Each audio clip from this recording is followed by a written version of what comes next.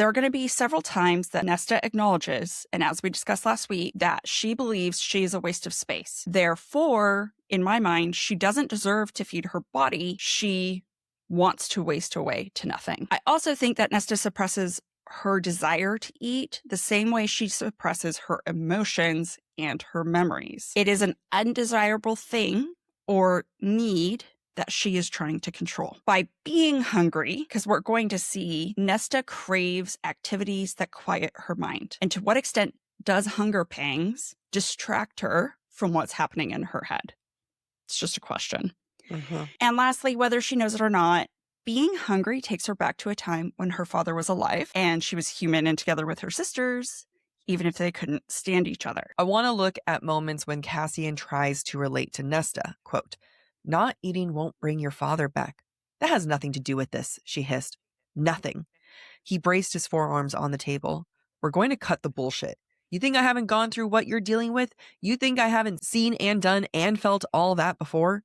And seen those I love deal with it too? You aren't the first and you won't be the last. What happened to your father was terrible, Nesta, but..."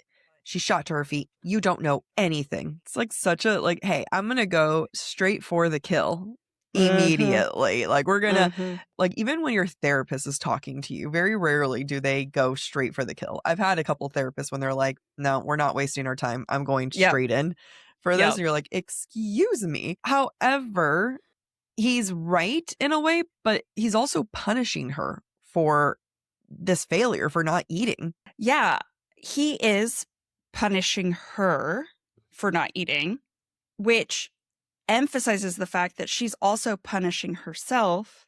Nesta is wielding hunger as a weapon in so many different ways.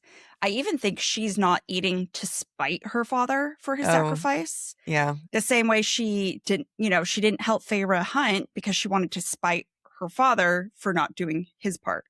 So now she's like, well, fuck you for saving me. I'm going to waste away anyway. Yeah.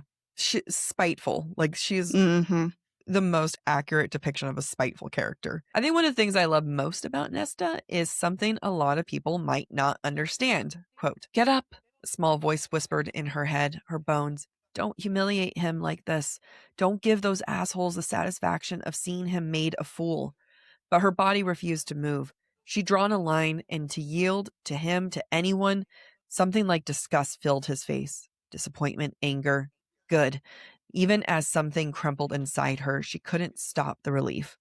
Now, the spite is something that she's going to have to work through. And it's not just accepting trauma, but this is a character trait. Like, spite might come from trauma, but like sometimes it's just like who someone really is, and you have to actively work over it and work against it.